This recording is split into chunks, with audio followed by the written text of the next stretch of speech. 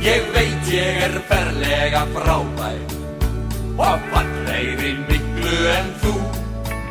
Það auðvitað alveg ljóst að það blasir það verkefni við okkur öllum að skapa á ný nauðsynlegt traust í samfélaginu.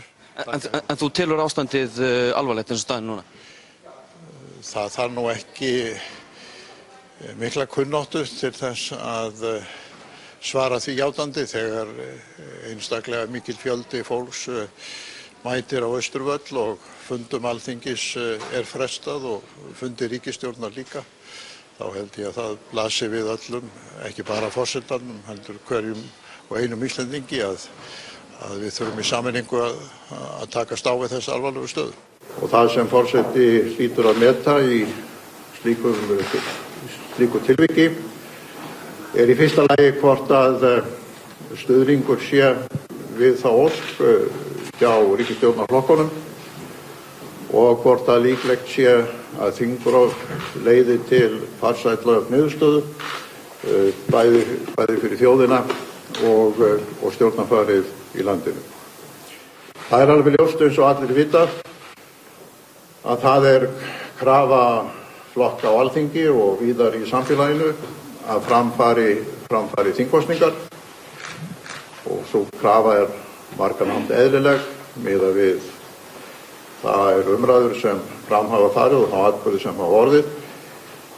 En eins og ég benti forsætisráðherra á að þá líka krafa það að forsætisráðherrann og ríkisstjórnin segja af sér.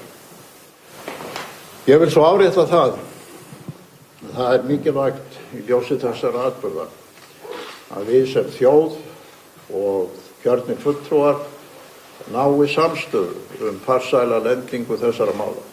Það of mikið í húfi fyrir okkur sem þjóð, almenning í landinu og orðspor Íslands. Það ekki aðeins hagur okkar sem þjóðar, heldur líka heiður, bæði inn á við og út á við.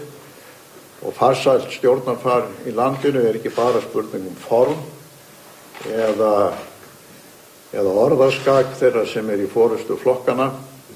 Það líka spurning það að þjóðin sé sæmilega sátt við það sem fram fer og þurfi ekki dag eftir dag eins og við horfum upp á hér fyrir nokkrum árum síðan að efna til mótmæla og aðgerðar.